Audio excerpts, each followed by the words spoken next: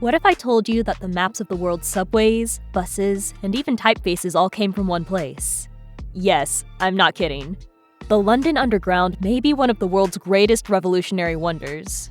Within this underground world lies the convergence of hundreds of brilliant minds that have changed the world in one way or another. That's why we're going to explore the timeless value of the London Underground map. So, get comfortable and let's begin this journey. Don't forget to subscribe and hit the notification bell to stay updated on our design explorations. Now, let's dive in. On May 1st, 1851, the Great Exhibition opened, one of the city's most significant moments, at least in technological terms. The city was not prepared for what it was about to witness, an event that would showcase the technological superiority of the United Kingdom and mark the beginning of the Industrial Revolution.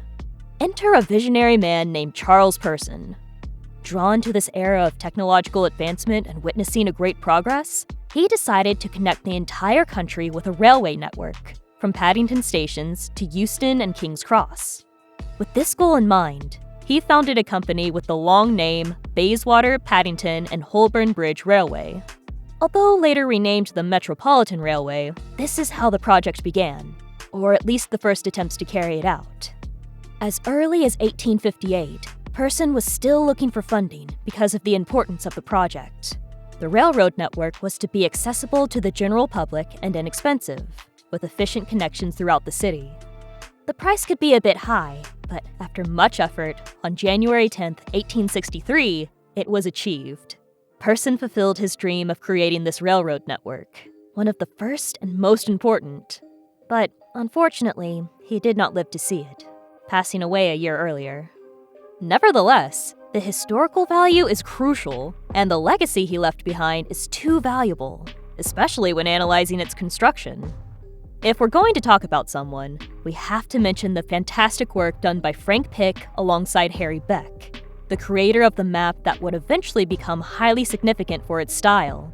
Both of them created a masterpiece, and we need to discuss how they improved the London Underground network. There is a before and after with the London Underground that we need to address, from its simple design to the revolution carried out by Harry Beck and Frank Pick, who took the train to its zenith. The original intention was to connect London Underground using existing railways. They used a method called cut and cover to build tunnels, digging and creating a path for the tracks, connecting Paddington and King's Cross. However, this did not solve a major problem. The trains were steam-powered and needed ventilation to operate. This made Brunel's tunnel under the Thames so expensive and difficult to ventilate until a solution was found. The problem was not the tracks, but the trains. In the midst of the industrial age, they switched from steam to electricity as fuel. This innovation allowed for smaller trains and more compact tunnels, eliminating the need for complex ventilation systems. James Henry Greathead contributed by developing a method of tunneling called deep-level tunnels that used compressed air to excavate, greatly streamlining and speeding up the process. This advance simplified tunneling and ushered in the era of electric trains and underground subways. But we have not yet reached the highest point. If we're going to talk about someone, we have to mention the fantastic work done by Frank Pick alongside Harry Beck, the creator of the map that would eventually become highly significant for its style. Both of them created a masterpiece, and we need to discuss how they improved the London Underground network. Frank Pick had a clear goal. He wasn't an ambitious person who wanted to change the world, but someone who wanted to take another artist's work and take it to another level. Together with Harry Beck's map, they created a work of art. Their intention was to give the subway a whole new face, something transcendent, beautiful, yet durable and practical. But that wasn't enough for Frank. He wanted to go further. He wanted to create an entire interconnected system that could be standardized. A font and a design wouldn't be enough. He needed something functional and accessible, something easy to understand, something that would help people and guide them to their destination. And what better way to guide you to your destination than a map?